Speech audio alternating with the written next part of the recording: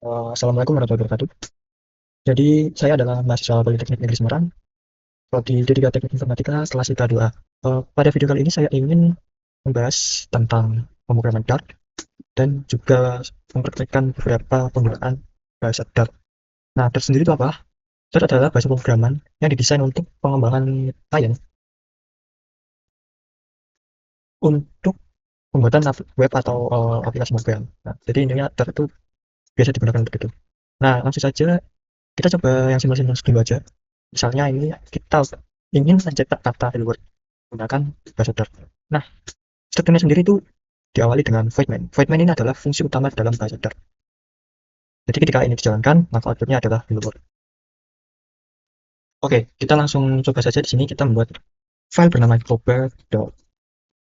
Nah, kita coba coding seperti contoh ini ya. Void main.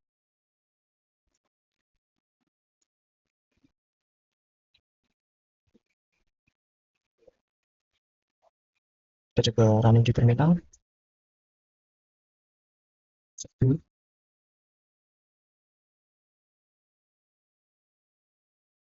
Coba.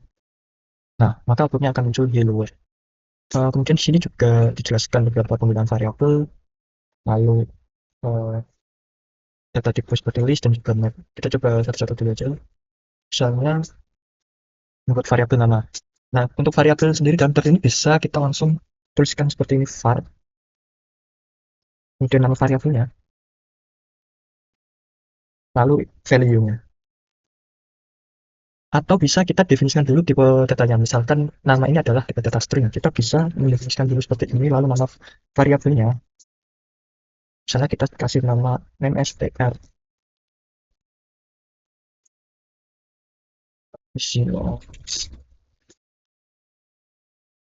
Kemudian misalnya kita buat lagi untuk angka, kita definisikan dulu integer, kemudian lalu kita isikan angka, misalnya 2005. Nah, kita coba print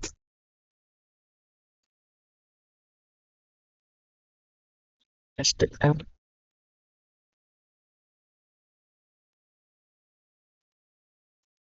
sebentar. Nah, artinya sama. Jadi ketika kita tuliskan var kemudian nama variabelnya aja itu otomatis eh, mengartikan bahwa value-nya itu sebuah data apa. Kalau misalnya ini lebih spesifik, kita bisa langsung menuliskan tipe datanya seperti misalnya string atau integer dan lain sebagainya. Nah, lalu di sini ada percobaan untuk membuat list. Kita coba saja membuat variabel bernama misalnya nama 3A gitu. Misal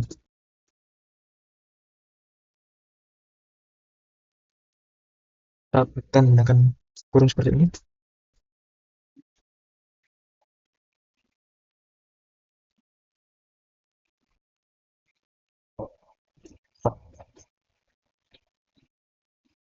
Nah, untuk memanggil sebuah list, kita bisa menggunakan for each. Jadi caranya itu seperti ini. Kita ketik dulu nama variabelnya.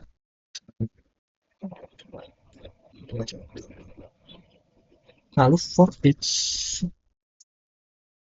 Nah, di dalam actionnya itu kita beri misalkan itu kan nama variabelnya nama gas. Lalu berikan kurung kurung seperti ini. Print nama variabelnya. Simpan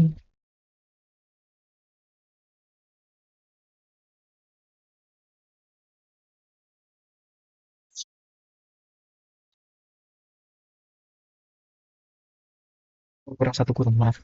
Nah,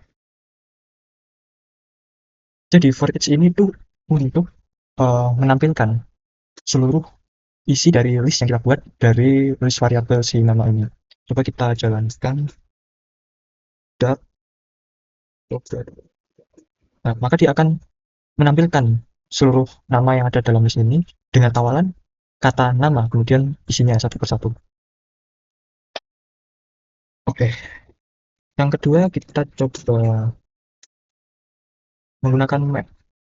Nah, map sendiri ini Sama seperti list, perbedaannya dalam value-nya itu berisi sebuah key dan juga value.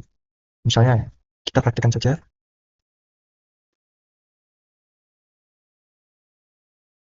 Kita ingin membuat nama variabel misalnya untuk nilai mahasiswa. Tes. Lalu kita kasih misalnya untuk nama si Tozi. Dia itu punya nilai 100 misalnya. Oh, gini aja biar rapi. Nah, untuk selanjutnya kita batasi dengan koma. Kalau misalnya si Ari nilainya 90. Lalu si Irfan yang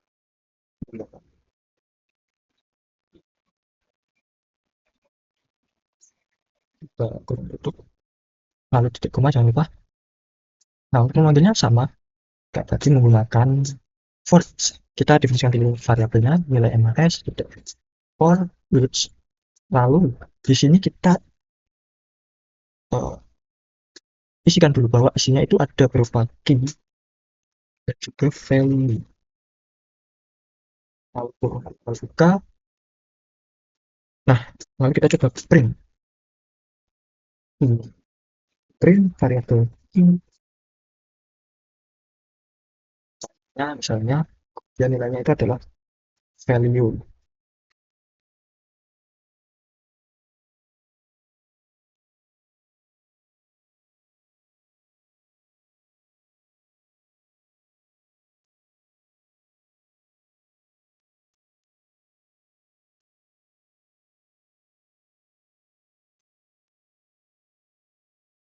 Dan kita simpan. Coba kita jalankan.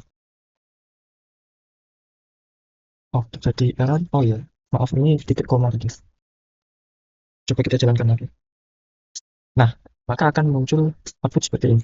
Jadi di sini for each itu dia akan menampilkan atau membuat variabel baru di mana key ini berisi string ini, teman-teman. Kemudian kita buat lagi value, di mana ini untuk menyimpan data nilainya.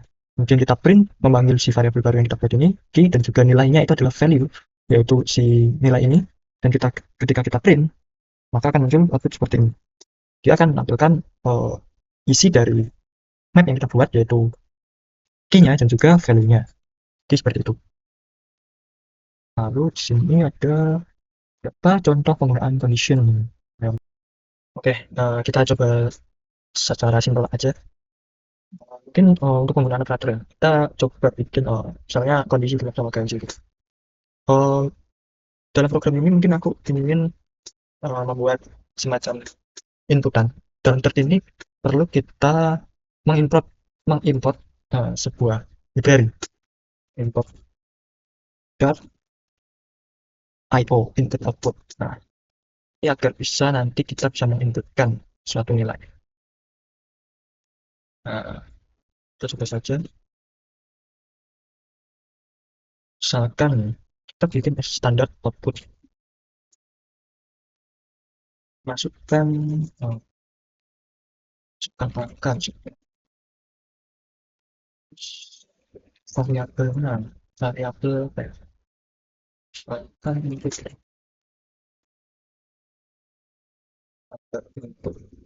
sorry in with line signs.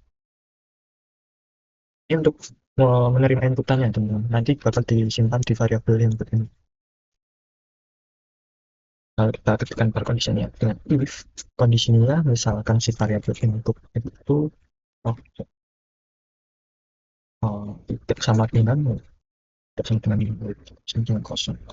Lalu jika tidak kosong maka dia akan menjadi nilai sebuah integer input.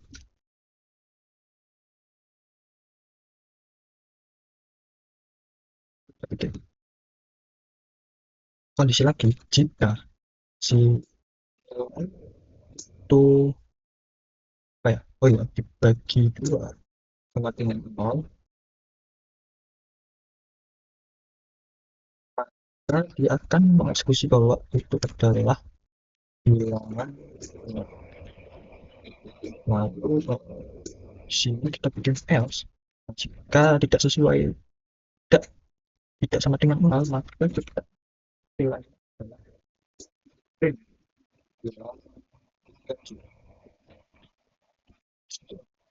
Kita save, kita jalankan, masukkan angka misalkan, nah, dia akan muncul bahwa angka dua ini adalah bilangan kecil. Jadi ketika kita coba misalkan 20, dia akan bahwa angka ini adalah genap. Jadi sebenarnya cara kerjanya adalah kita bikin sebuah inputan, di mana inputan ini ketika ada nilainya, dia akan mengconvert si inputan ini menjadi variabel baru berupa nilai, di mana ini akan diubah menjadi integer dari inputan. Lalu kita bikin kondisi lagi. Ketika nilai ini jika dibagi 2 sama dengan 0, maka akan menampilkan dia bilangan genap. Tapi ketika si nilai ini dibagi 2 dan hasilnya tidak 0, maka akan menampilkan bilangan ganjil. Jadi seperti itu. Oke, lalu kita lanjut ke sini ada contoh-contoh penggunaan loop ya. Ya, misalkan kita tuliskan saja seperti di contoh. Bisa kita tulis dulu.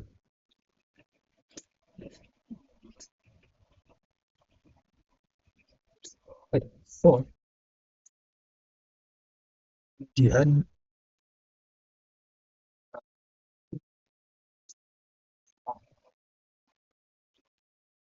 kita jalankan. Sebenarnya for ini adalah pengulangan.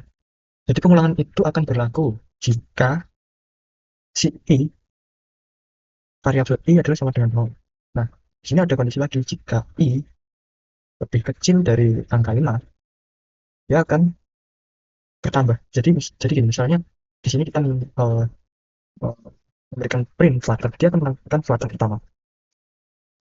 Nah, flutter pertama ini jika di print kan baru keluar satu kali. Nah, dia akan berhenti print ketika dia udah melakukan ini sebanyak lebih kurang dari angka ini. Misalkan ini kita ganti 6. Kita running lagi. Nah, dia akan running sebanyak 6 kali. Dihitung dari 0, 1, 2, 3, 4, 5. Nah, dia akan mengulangi mencetak si variabel mengulangi perintah ini hingga lebih kecil dari 6 kali. Lebih kecil dari 6. Oke, baik. Selanjutnya kita coba sedikit jelasin while loop sama do while loop ya. Saya di sini udah nyiapin dua file bernama while dot dan juga do while. Kita coba jalankan yang ini dulu.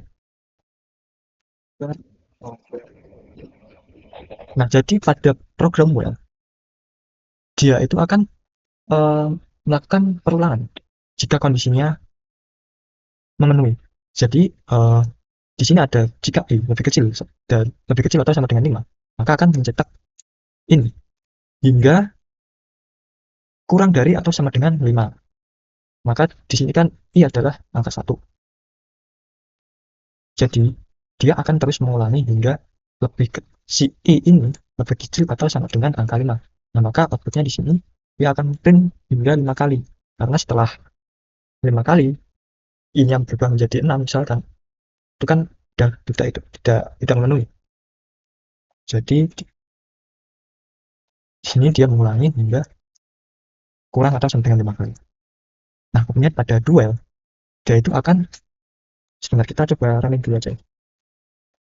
Duel.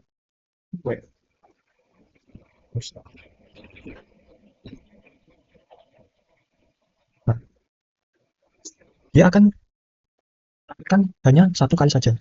Coba kita kalau ganti i-nya menjadi 1, kita jalankan lagi. Nah, dia akan mengulangi hingga 5 kali. Jadi intinya, pada duel itu, dia akan melakukan cetak ini dulu. Baru akan melakukan perkondisian. Apakah si i ini lebih kecil dari 5? Kalau misalkan dia akan mengulangi hingga kurang atau sama dengan 5 kali. Nah, kalau misalkan kita 6 kan berarti si i ini udah tidak lagi lebih kecil atau sama dengan 5. Maka dia akan cuman mengeksekusi ini sekali saja. Tidak ada pengulangan lagi. Coba ya kita. Nah, dia akan mencetak satu kali saja. Jadi seperti itu untuk pemrograman do while. Oke, kita lanjut pada function. Nah, function ini sebenarnya adalah sebuah fungsi di mana kita bisa menggunakannya untuk berkali-kali ya. Itu dicontohkan untuk menghitung variabel A dan juga B. Kita coba saja add yang add itu berisi A dan juga B. Nah, untuk hasilnya kita bikin namanya integer result A plus B, lalu return dia akan menjadi hasil resultnya. Kita bikin fungsi utamanya void main var variabel output output. Kita langsung panggil si fungsinya itu. Fungsinya tadi yang namanya add, lalu kita beri value dari variabel A misalnya kita kasih 20, koma si variabel B misalkan 35.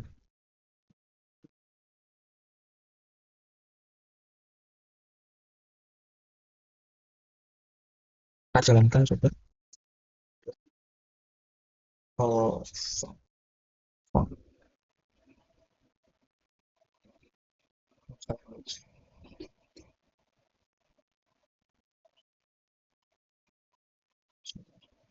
jadi error return result.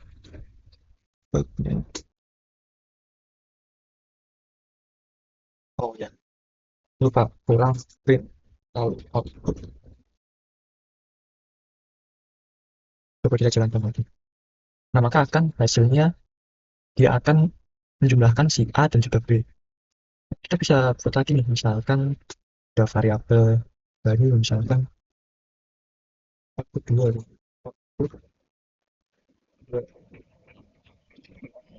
Kita panggil fungsinya. Nah, di sini kita pakai angka, misalkan ingin menjumlahkan 40, kita print ke output 2. Nah, akan muncul hasilnya 120.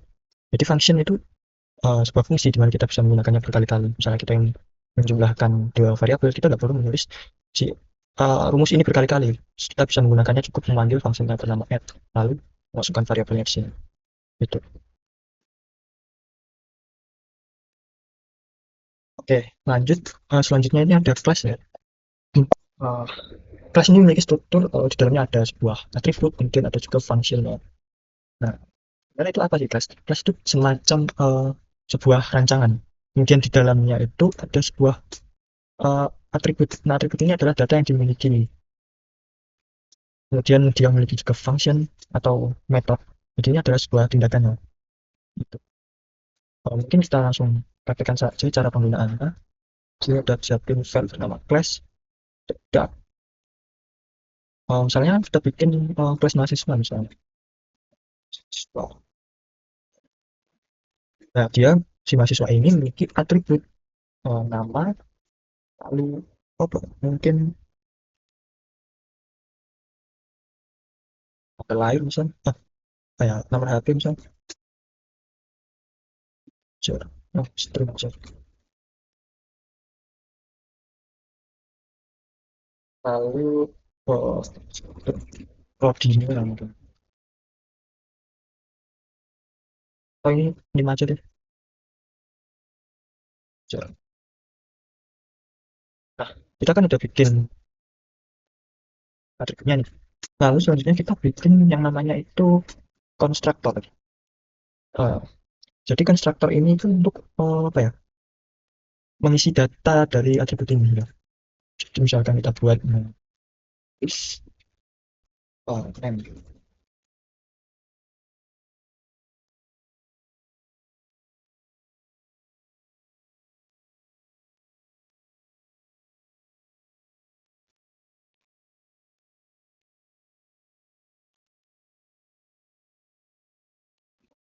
Kita bisa menambahkan fungsinya misalnya kita ingin melakukan metode untuk perkenalan gitu misalnya void apa ya info. Lalu isinya itu misalkan eh, saya terus kemudian isinya kita taruh di sini. Saya kita tampilkan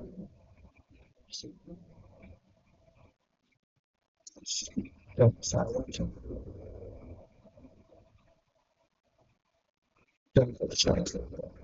saya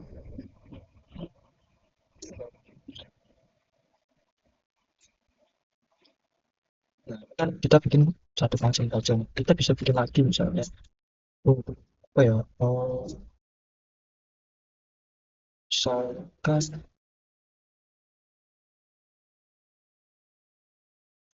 itu file itu misalnya.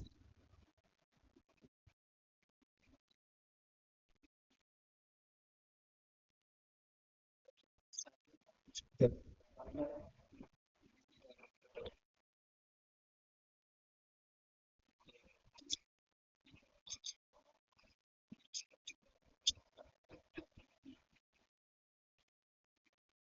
oh, nah, kita kan di sini udah bikin dua function, kita bisa langsung menggunakannya.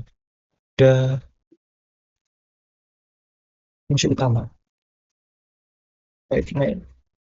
Wave main kita misalkan ada variabel nama satu misalnya, mahasiswa satu, misalkan kita panggil bassnya, namanya itu misalkan Z, misalnya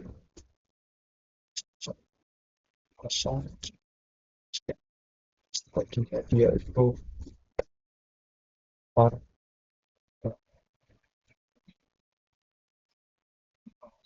misalkan ada lagi mahasiswa siswa dua, mahasiswa misalkan namanya si Ari,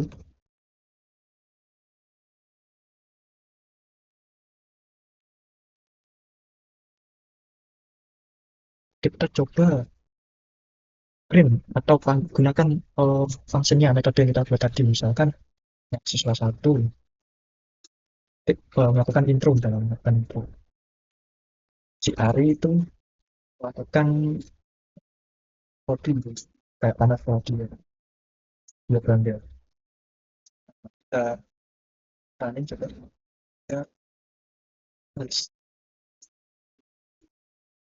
oh ada kesalahan salah.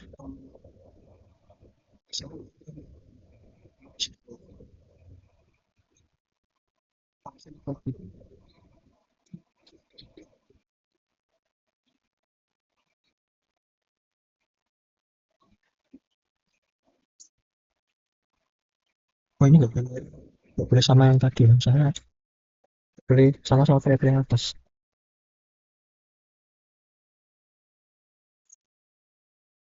Oh,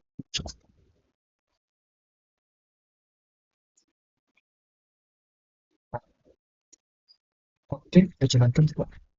Nah, jadi si mahasiswa satu akan menggunakan function si intro ini, akan memperkenalkan diri dia. Saya, halo nama saya Onzi, nah sekian, dan body saya ada ketika lalu si mahasiswa dua ini saya berikan function ini, maka akan munculnya saya Ari bangga menjadi mahasiswa teknik mesin. Nah, jadi masih kelas itu kayak gitu. Oke, selanjutnya kita coba eksekusi latihan praktikum ini ya teman-teman. Jadi di sini saya diberikan dosen untuk mengerjakan praktikum ini dalam bahasa Dart. Kita coba saja. Di sini itu sebuah apa ini, data restoran. Kita harus menentukan variabelnya apa aja. Lalu daftarnya diminta untuk menggunakan map. Jadi sama kayak tadi. Oke, kita langsung saja bikin file baru. Tapi yang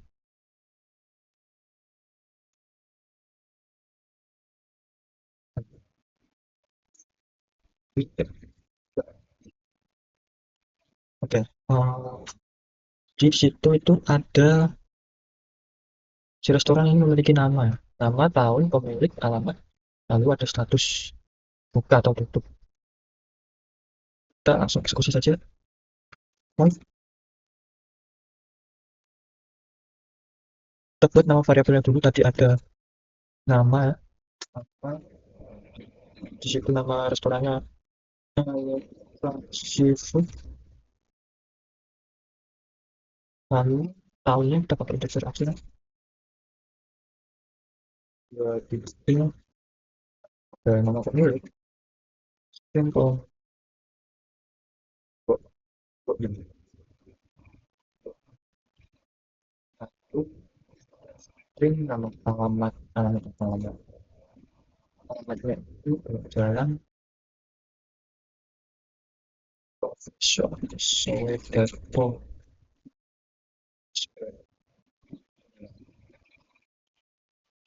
Lalu di situ ada status buka tutup. Kita bikin boolean saja nih. Kalau kita itu kalau tutup ya false. Ya, variabelnya dan nama tahun pemilik anak dan juga status buka.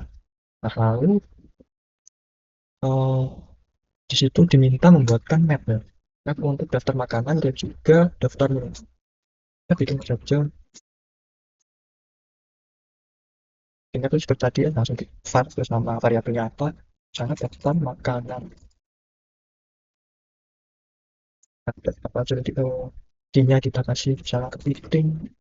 Terus harganya itu 40.000. Ada nasi goreng. Harganya 20.000. Lalu ada yang sama mas dan 20.000. Terus ada sate cumi 20.000. Oh, salah. Ini pakai koma harusnya.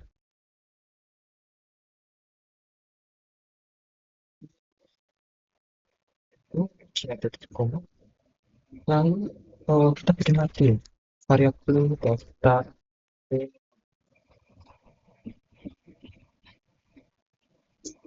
Nah, daftar minuman ini ada pilihan es jeruk, dan minuman itu lalu ada es teh dan dua itu lalu ada es jus. Harganya nah,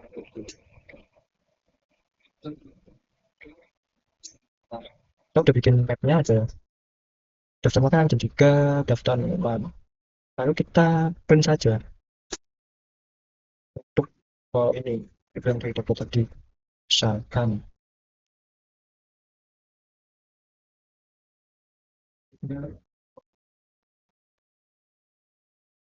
ya harus seperti ini ya, ada data restoran.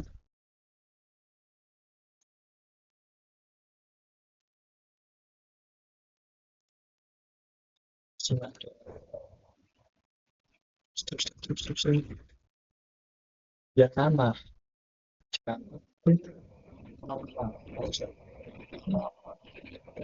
biar ingat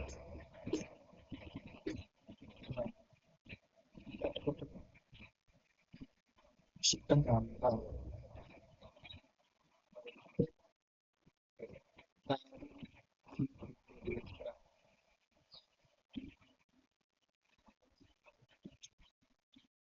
Kalau didirikan berarti belum lagi pemilik.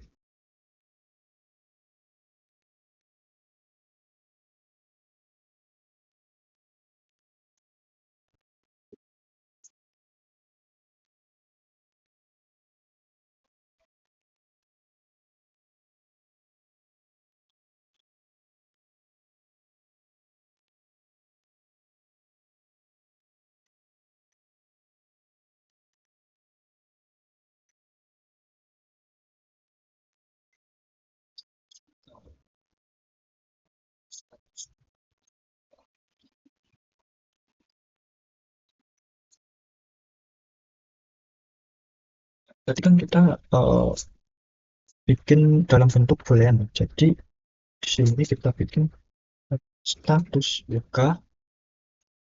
Kalau true itu berarti dia akan buka. Pas ya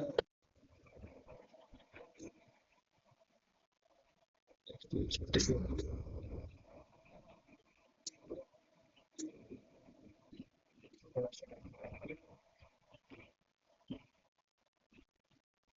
Daftar makanan.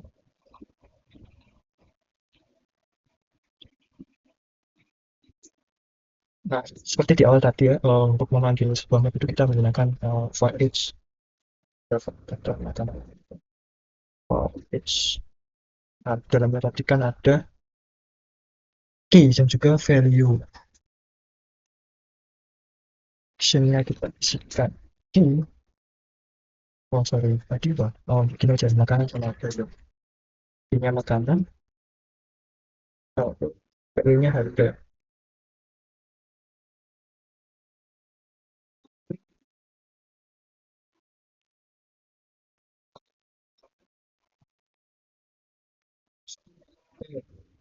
Harganya harga.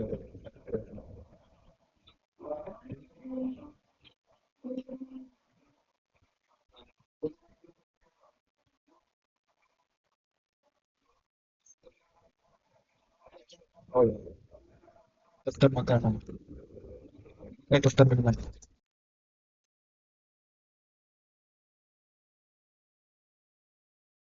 Daftar minuman for each.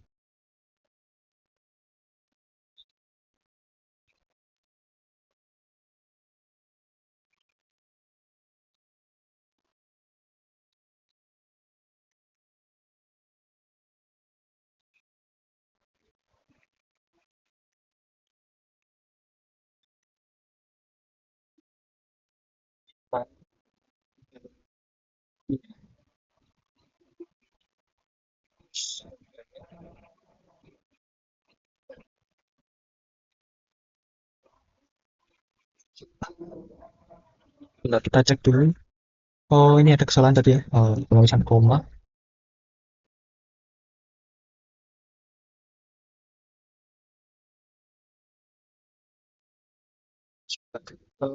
Kita coba jalankan dulu.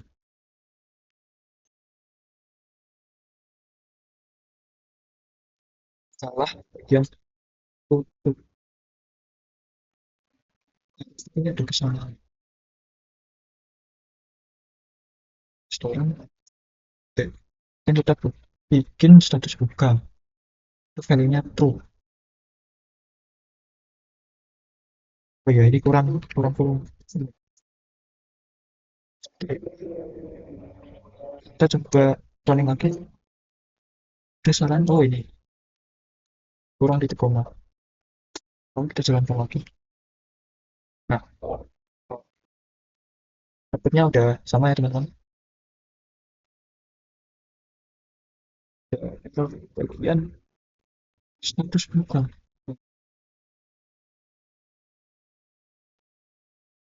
Ini update-nya sudah benar ya. Jadi daftar restoran, dia nama, dan daftar makan yang tadi kita menggunakan map ini. Dan menggunakannya juga kita menggunakan map. Kalau kita panggil lagi menggunakan for each, kita ubah value nama makanannya menjadi variabel baru nama makanan. Lalu untuk harganya kita simpan dalam variabel harga, lalu kita panggil di sini. Dan untuk daftar minumannya juga dari map daftar minuman tadi kita panggil nama minumannya, kita simpan pada variabel minuman, dan untuk harganya kita simpan pada variabel harga. Jika di frame hasilnya seperti ini, sudah sesuai output ini. Oke, kita lanjut ke latihan 2. Sebentar dulu, kita bikin baru lagi. Oh, di latihan 2 ini kita disuruh untuk membuat luas keliling lingkaran, lalu ini untuk menghitung total harga, lalu juga untuk buat konversi suhu. Kita bikin satu-satu dulu. Misalkan ini luas lingkaran.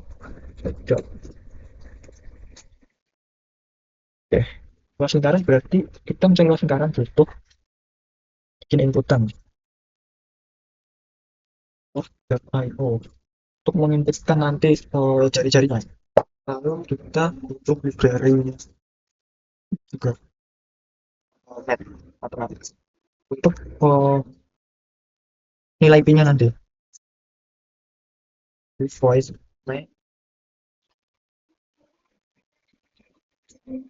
standard output right.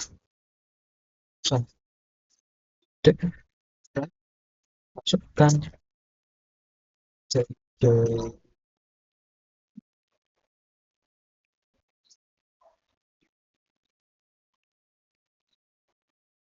Nah, kita simpan jari-jarinya dengan variabel dengan tipe data double. Dalam variabel r kita untuk menyimpan inputan jari-jarinya,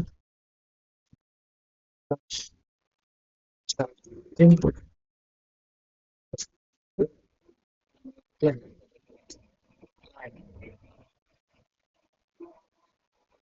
versi tanda seru.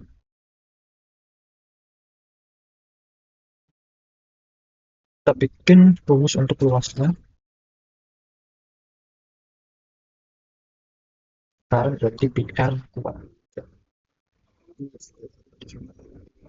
kali R kali R. Oke, dua rumus keliling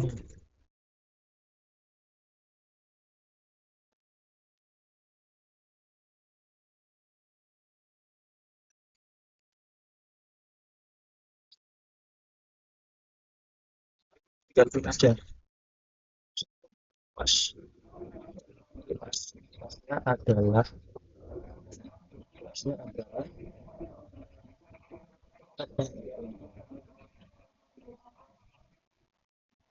oh ya, biar komanya itu tidak terlalu banyak, kita panggil menggunakan string. Definisikan dulu variabel luasnya, kemudian to string s fix kita isi dua. Nah, ini tujuannya apa? Ketika nilai dari variabel luas ini belakang komanya itu banyak, kita convert menggunakan toString sfix ini agar belakang komanya itu tinggal 2 digit angka saja.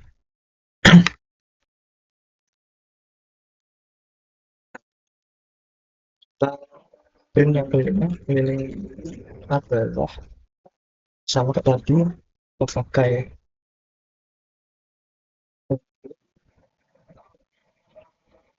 itu string fix si angka 2. Oke, kita coba jalankan.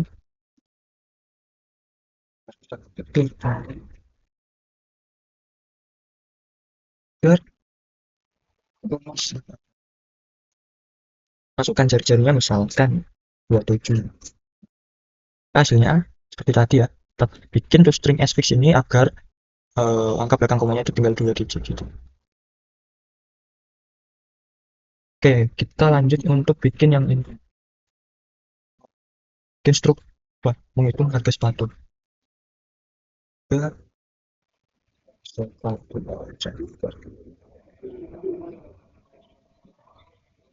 kita langsung saja void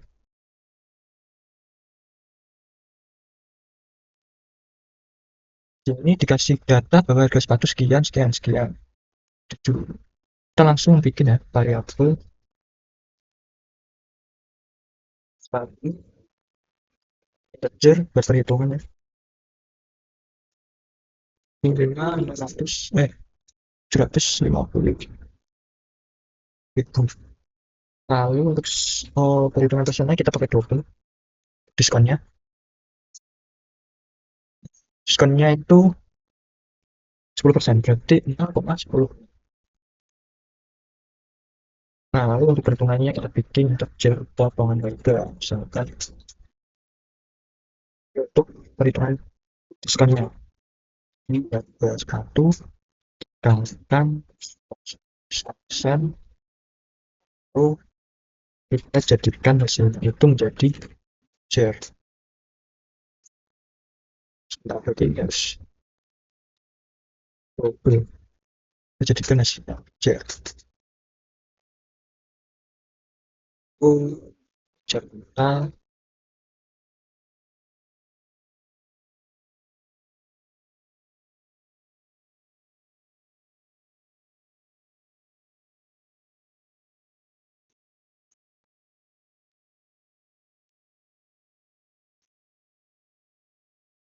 coba langsung print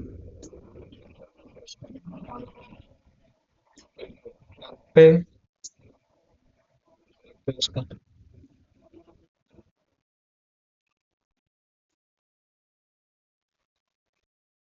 diskonnya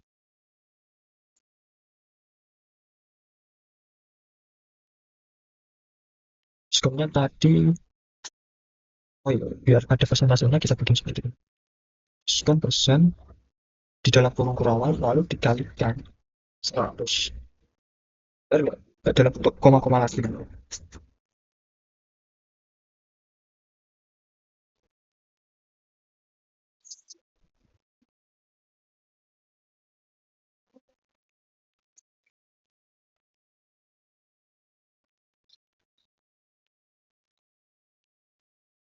Sebenarnya ya, potongan dari jadi kebetulan kita berapa ada di misalnya.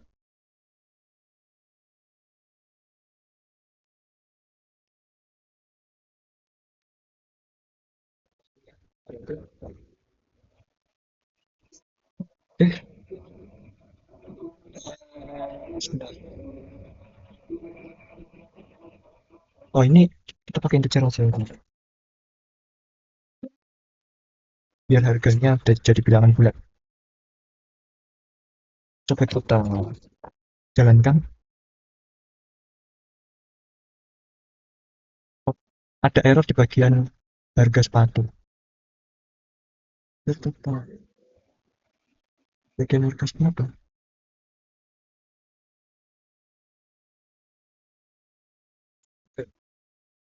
Ya, sepatu. Oh, kita salah. Sini harusnya sama teman. Coba jalankan lagi. Ya, kesalahan di bagian to integer.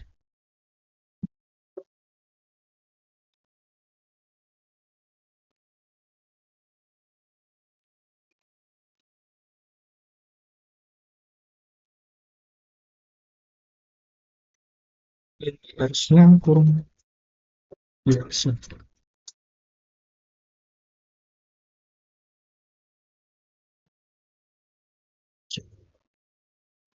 Jadi pada variabel potongan harga ini tadi itu kan harga sepatu itu berupa integer. Jika dikalikan ini itu kemungkinan ada koma. Maka kita bulatkan saja dengan menambahkan to integer. Hasilnya tetap bilangan bulat. Coba kita jalankan. Nah di sini sudah tidak ada error. Tampilannya sudah seperti ini ya. Harga sepatu diskonnya 10%, lalu diskon dalam RP 75, lalu harganya sekian. Oke lanjut di uh, soal yang ketiga ya. Bikin konversi suhu dari Celsius ke Fahrenheit dan juga Riyadhah. Oke, saja. Suhu. Dan oke, jadi kita butuh inputan suhu ya sih. Suhu Celsius. Kok oke,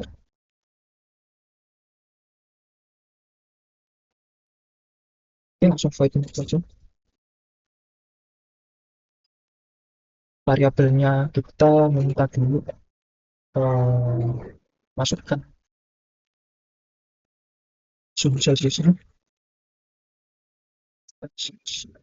Celsius. Kita simpan pada variabel sin menggunakan data double. Itu pas standar filter.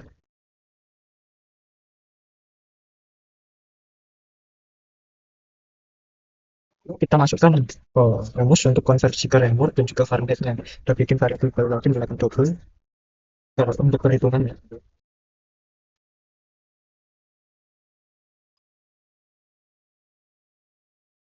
Nah, derajat Celsiusnya.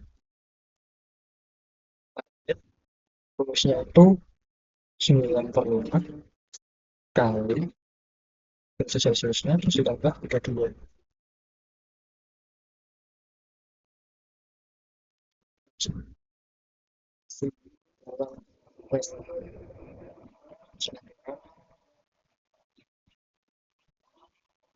Kita masukkan output derajat.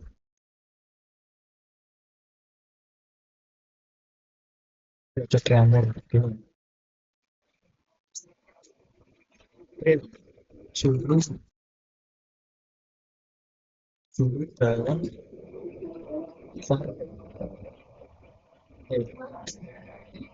Sama dengan lalu Windows titik buat input ini ya.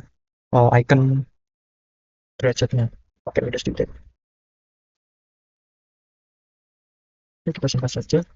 Lalu kita coba jalankan bar convert suhu. Oh, salah salah.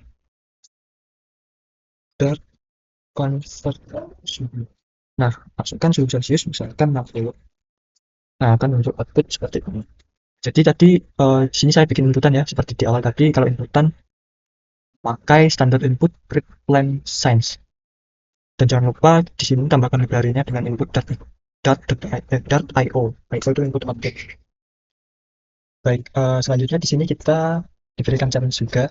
Ada challenge tambahan yaitu membuat decision making, di mana ketika ada inputan nilai, maka akan tervalidasi input outputnya seperti ini. Nah, di sini saya udah membuat codingnya, jadi saya akan bahasnya. Nah, untuk membuat pada kasus ini, kita perlu membuat uh, import library .io seperti pada sebelumnya. Jadi fungsinya untuk bisa menerima input output pada sebuah pemrograman Dart. Lalu di sini langsung kita buatkan void main-nya, lalu standar standar output untuk merequest masukkan nilai mahasiswa. Lalu di sini kita bikin variabel integer dengan nama nilai untuk menyimpan data nilainya, dan di sini ditambahkan tanda seru agar memastikan si inputan ini tidak boleh nol, tidak boleh nol. Nah, kondisi pertama kita bikin seperti ini. If jika nilai lebih besar atau sama dengan 91 dan nilai lebih kecil sama dengan 100, maka dia akan memunculkan atau menampilkan nilai sangat baik. Lalu di kondisi selanjutnya kita menggunakan else if. Jadi pada else if untuk kondisi kedua, setelah ini tidak memenuhi syarat, maka yang akan dieksekusi adalah ini. Jika nilai lebih besar atau sama dengan 81 dan nilai lebih kecil sama dengan 90, maka dia akan menampilkan nilai baik. Lalu kita bikin kondisi lagi nih. Jika ini tidak terpenuhi, maka dia akan dilemparkan ke sini. Ada kondisi lagi menggunakan else if, di mana nilai lebih besar atau sama dengan 71 dan nilai lebih kecil sama dengan 80, dia akan mencetak nilai cukup, dan seterusnya hingga kondisi terakhir. Jika semua kondisi ini tidak terpenuhi, maka dia akan mencetak nilai tidak valid. Nah, kita jalankan saja. Dan nilai yang saya belajar. Nah, di sini misalkan kita masukkan nilai mahasiswa 81 atau 88. Nah, maka outputnya akan uh, muncul nilai 80 adalah baik. Nah, jadi yang dicetak adalah ini, karena kondisi nilai 88 memenuhi syarat yang ini, memenuhi kondisi yang ini. Jadi yang dicetak adalah baik. Nah, coba kalau misalnya kita inputkan nilai yang nggak ada di sini, misalkan 500. Nah, maka outputnya akan muncul nilai invalid atau tidak valid, karena dari kondisi yang kita buat ini tidak memenuhi bahwa 500 ini ada di sini. Jadi maka akan dicetak nilai invalid. Oke, seperti itu. Oke, selanjutnya ada penilaian makanan. Jadi di sini saya sudah buat programnya. Dari ini kalau dibuat menggunakan switchcase itu maka akan jadi seperti ini. Sama seperti di awal, kita menggunakan library .io untuk input outputnya, lalu kita bikin void main, meminta user untuk memasukkan nilai makanannya A sampai E, dan kita menyimpan data nilainya di variabel nilai dengan tipe data string. Lalu kita di sini menggunakan to uppercase. Jadi setiap kali nilai itu diinputkan, dia akan terkonversi menjadi huruf kapital. Lalu baru dieksekusi dengan switchcase di sini. Switch kemudian nama variabelnya, dan di sini kita bikin gasnya. Jika nilai A, maka akan print sangat baik. Lalu kita break di sini. Namun jika kita inputkan B, maka akan print enak. Lalu C, maka akan print cukup. Dan D akan print kurang, dan seterusnya. Nah, apabila inputan itu tidak memenuhi A, B, C, D, E ini, maka outputnya akan menampilkan nilai invalid, atau nilai yang dimasukkan itu tidak valid. Nah, seperti itu. Nah, kita coba saja running sistem. Nah, misalnya di sini saya memasukkan nilai A. Nah, maka akan muncul sangat enak. Coba kalau misalnya kita B dengan huruf kecil. Sebentar. Misalkan B.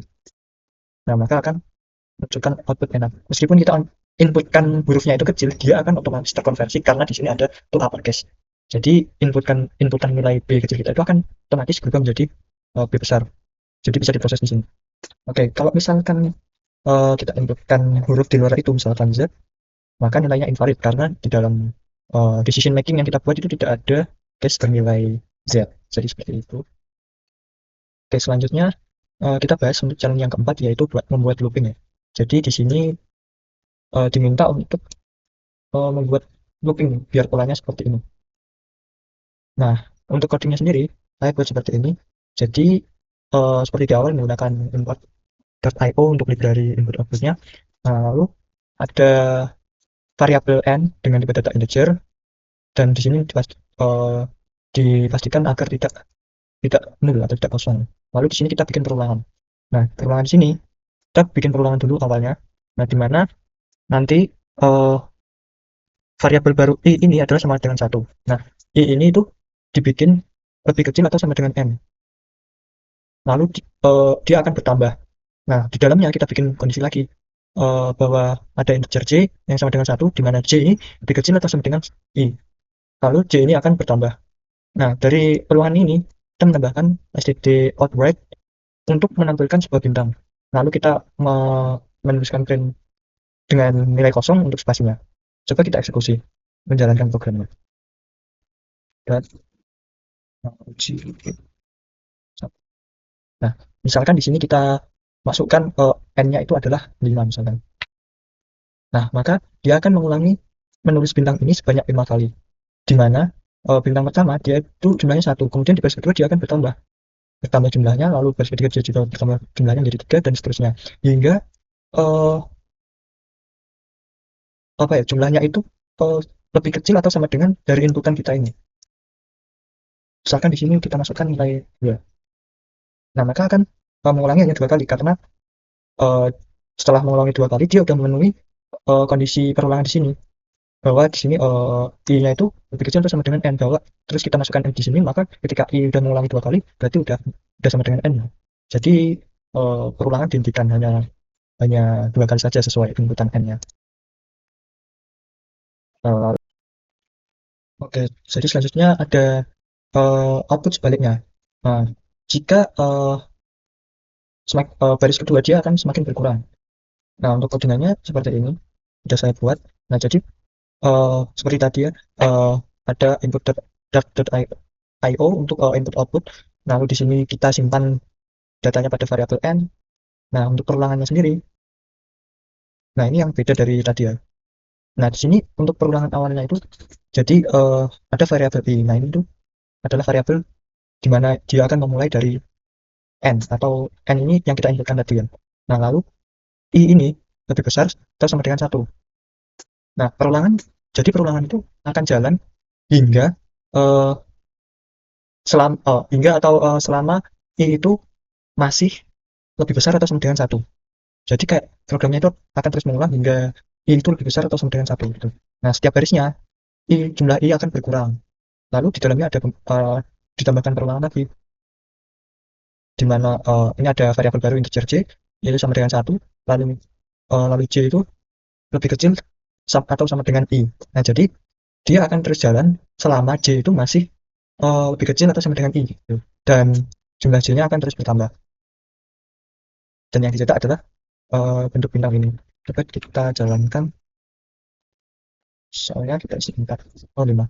Nah, dia akan mengulangi itu 5 kali. Jadi ini sama dengan kayak n-nya itu kita isi 5, lalu dia akan mengeksekusi itu hingga si n ini lebih besar atau sama dengan 1. Jadi kayak diulangi terus hingga jumlahnya itu tinggal 1. Kalau udah 1 ya udah, terus programnya berhenti. Jadi cuma diulangi hingga memenuhi saja. Jadi kurang lebih seperti itu. Ya, mungkin cukup sekian pembahasan dari saya. Saya Wisdom Wahyu Aji. Mohon maaf apabila ada kesalahan kata. Terima kasih. Wassalamualaikum warahmatullahi wabarakatuh.